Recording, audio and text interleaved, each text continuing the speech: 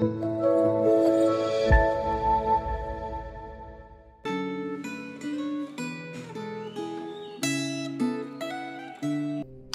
pagi sahabat Gema, kembali ini adalah kita bersyukur, ini adalah hari yang Tuhan adakan bagi kita.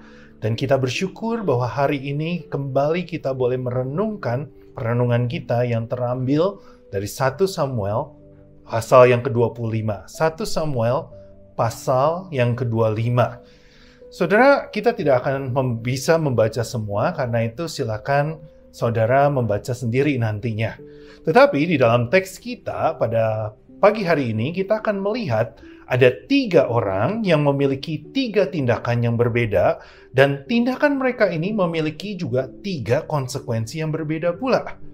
Nah, ada sebuah prinsip Alkitab yang penting yang diilustrasikan di sini, yaitu tindakan kita akan selalu ada konsekuensinya dari tindakan kita.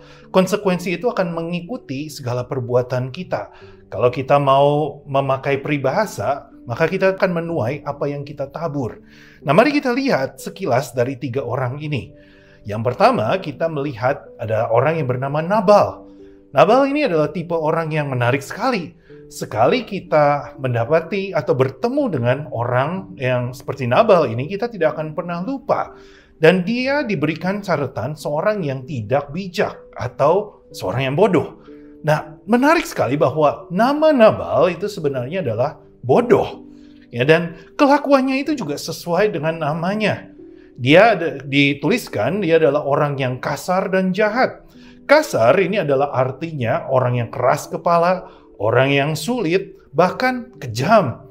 Dan jahat di sini artinya adalah dia adalah seorang yang abusive sebenarnya. Seorang yang tidak memperlakukan orang sebagaimana semestinya. Dia juga dituliskan adalah sebagai seorang yang sombong dan egois. Kita bisa melihat itu di dalam ayatnya yang ke-4 sampai 11. Kita melihat bahwa Daud datang baik-baik minta sedikit makanan untuk anak buahnya. Karena selama ini orang-orang Daud juga sudah menjaga orang-orangnya Nabal. Tetapi malah Nabal tidak mau membalas kebaikan Daud. Dia malah bilang, "Siapa Daud sampai saya harus membantunya?" Padahal itu adalah sopan santun saat itu, tata krama saat itu. Dan saat itu juga mereka sedang merayakan hari raya. Dan sebenarnya mereka seharusnya memberikan seperti itu. Nah, mungkin saudara pernah bertemu dengan Nabal-Nabal di dalam kehidupan kita. Tetapi karakter Nabal ini pun adalah menjadi sesuatu hal yang semestinya kita mawas diri. Wah, jangan-jangan di dalam keluarga kita, di dalam pekerjaan, di dalam pelayanan, di dalam gereja, kita bisa jadi adalah Nabal-Nabal di dalam hal-hal seperti itu. Lalu kita melihat ada seorang tokoh, Daud. Ya, mendengar Nabal, panaslah hati Daud. Ya, dia kumpulkan 400 orang dan Daud sebenarnya hendak membunuh Nabal dan seisi rumahnya. Nah, Daud tuh kita melihat sangat impulsif sekali di dalam cerita ini, dan dia dia ingin membalas kejahatan dengan kejahatan. Saudara, terkadang di dalam kehidupan ini kita bisa saja terpancing akibat perbuatan orang yang tidak baik bagi kita. Misalnya kalau kita disalib orang, atau ada orang yang nyerobot antrian, atau kita dikatai kata-kata kasar. Mungkin kita secara manusia itu kita ingin membalas.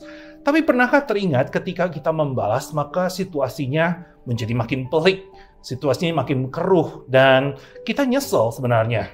Nah, saudara, beberapa lama ini saya belajar catur gitu, dan ada hal yang menarik sebenarnya dari catur itu, yaitu bahwa kita tidak selalu perlu untuk meresponi langkah lawan. Dan biasanya kita itu seringkali respon kita itulah yang menentukan kita menang atau kalah. Ya, tapi itu sulit sekali, itu butuh sebuah disiplin yang cukup lumayan gitu untuk tidak meresponi langkah lawan. Dan mungkin itulah yang kita perlukan di dalam kehidupan ini. Kita perlu mendisiplinkan diri kita supaya kita tidak terpancing akan perbuatan orang lain. Nah, di dalam cerita kita juga bersyukur kita melihat bahwa Tuhan yang melindungi Daud dari sebuah perbuatan yang mungkin nantinya Daud akan menyesali di kemudian hari. Dan dia mengirimkan seorang yang bernama Abigail, yaitu adalah tokoh yang kita akan lihat yang ketiga. Abigail di sini adalah, kalau kita boleh bilang, ini adalah pahlawan dari cerita ini. Dia adalah seorang wanita, istri dari Nabal saat itu. Dia mendengar apa yang dilakukan oleh suaminya, dan dia langsung mengambil tindakan untuk meredam situasi yang panas itu. Dia dengan rendah hati menemui Daud, dan dia melakukan hal yang baik dengan memberikan makanan yang Daud dan anak buahnya tuh butuhkan. Dan dia juga mengingatkan Daud akan janji Tuhan. Dengan melakukan itu, Abigail sebenarnya meminta agar Daud melakukan hal yang benar. Dan melalui tindakannya, dia melindungi keluarganya dari pembantaian dan mencegah Daud untuk melakukan hal yang salah. Lalu kita melihat nih hasilnya atau konsekuensi dari tindakan ketiga orang ini. Daud, kita melihat bahwa hampir saja dia membantai Nabal dengan seisi rumahnya itu, tetapi dia dengan cepat menyadari kesalahannya. Ya. Lalu kalau kita lihat dari Nabal, konsekuensinya adalah Nabal shock sebenarnya ketika dia mendengar bahwa hampir saja Daud datang dengan orang-orangnya dan membantai dia. Ya, mungkin dia terkena stroke ya atau serangan jantung. Dan akhirnya 10 hari kemudian Nabal meninggal. Lalu kita melihat Abigail juga konsekuensinya apa? Abigail yang berhikmat itu akhirnya dia menjadi istri dari seorang raja. Ya, yang saat ini memang Daud belum menjadi raja, tetapi dia adalah calon raja. Dan itulah yang didapatkan oleh Abigail.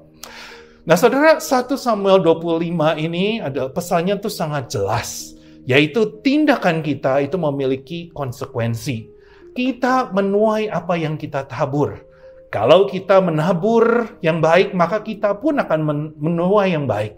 Kalau kita menabur badai, maka kita pun akan menuai badai. Nabal menabur kebodohan, dan dia juga menuai kehancuran. Daud menabur impulsif, ya, sangat tergesa-gesa, dan hampir saja menuai penyesalan. Nah, Abigail menabur hikmat dan dia menuai berkat Tuhan.